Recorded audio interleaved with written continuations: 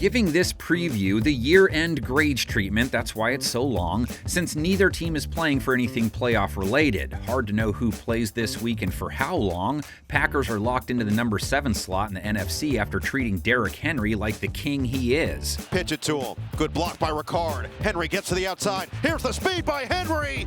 Down the sideline, he's tripped up. Green Bay's primary incentive to win this week, avoid hitting the postseason on a 4-game losing streak. Vikings incentive, they're at home in front of Skull Nation, can walk out of 2025 with a winning record at least.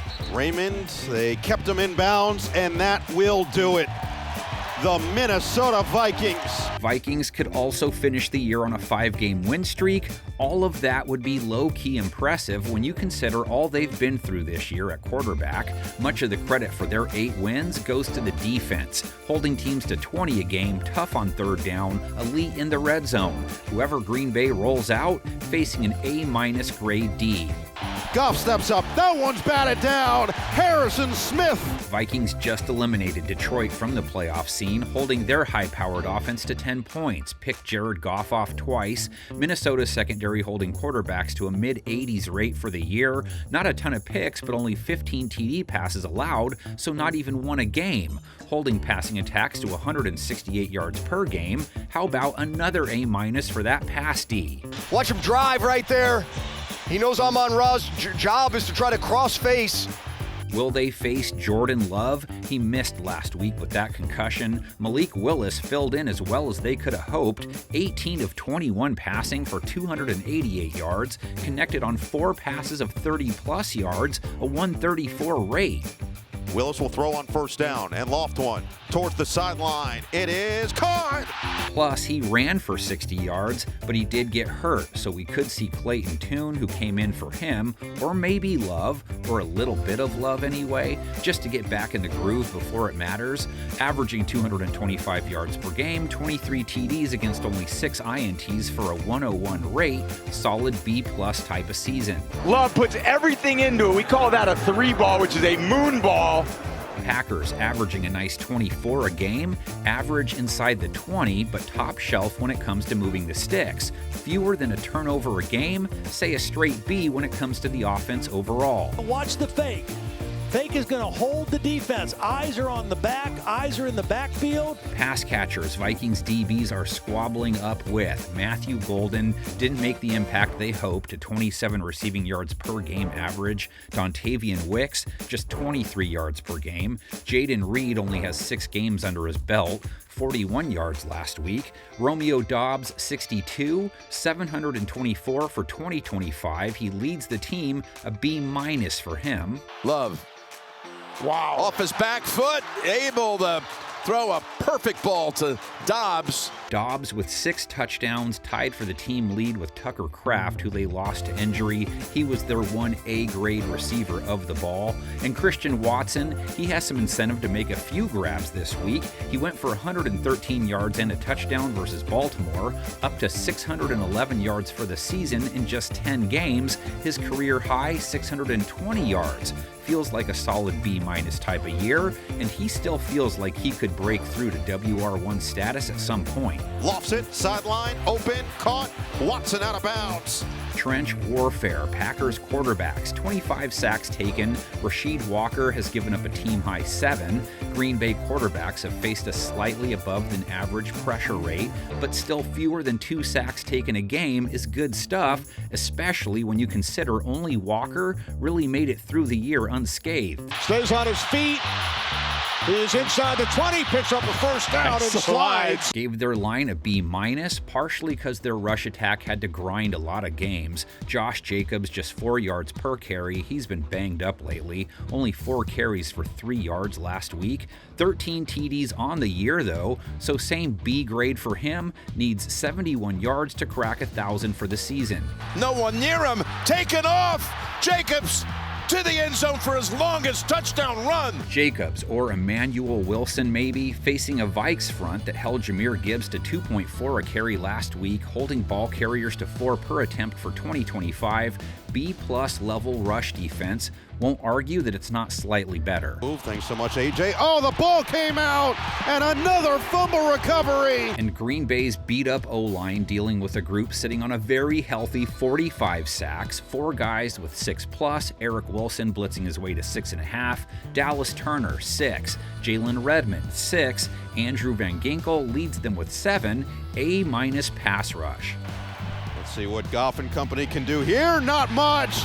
Goff gets walloped. Ball comes out. Round 1 between these two boys, week 12, one of those games that had Purple fans missing Sammy D. J.J. McCarthy took 5 sacks, only threw for 87 yards. Green Bay picked him off twice. They won it 23-6. Everything that completely go wrong for the Vikings offensively today has now gone wrong. Minnesota's quarterback play, their Achilles heel this season. J.J. McCarthy, Carson Wentz, back to McCarthy, then on to Max Brosmer. I thought Uncle Rico was the one who could throw the pigskin over a mountain, not Kip.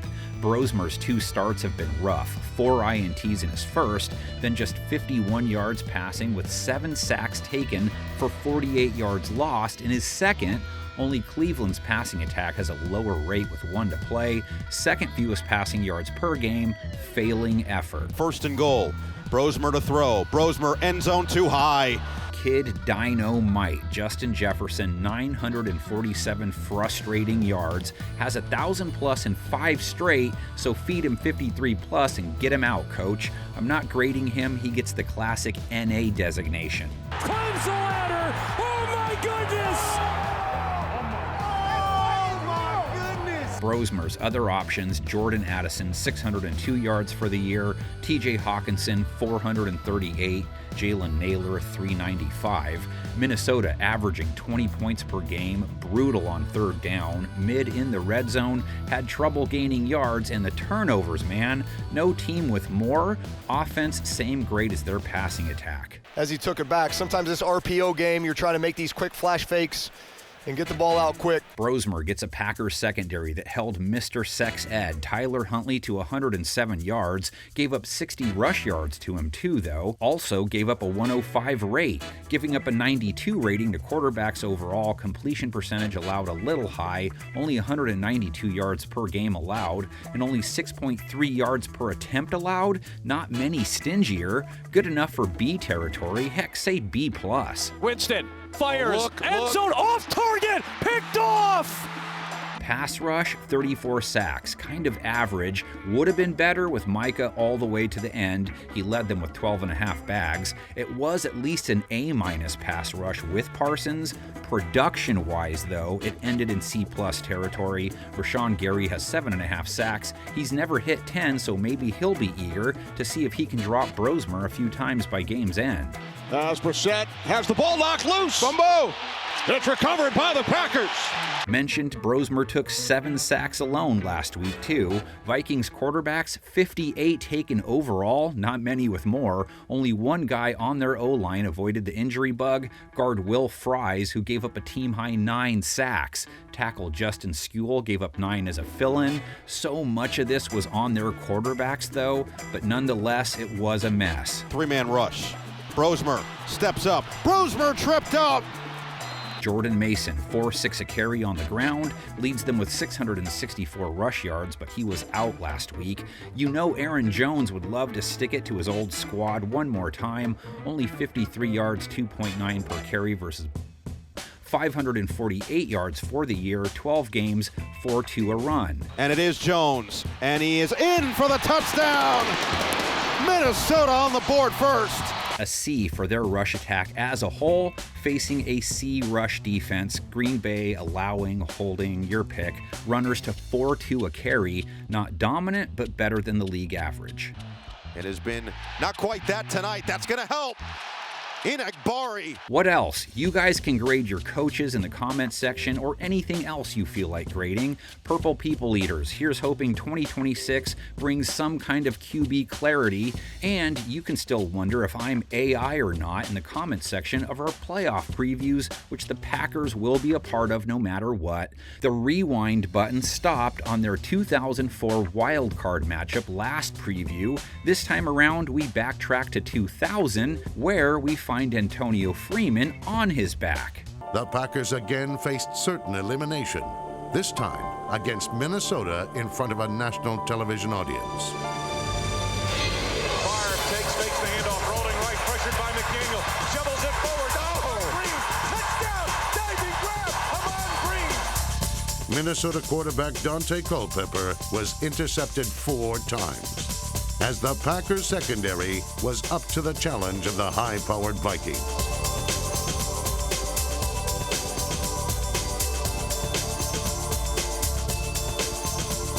Still, Green Bay was trailing late in the third quarter.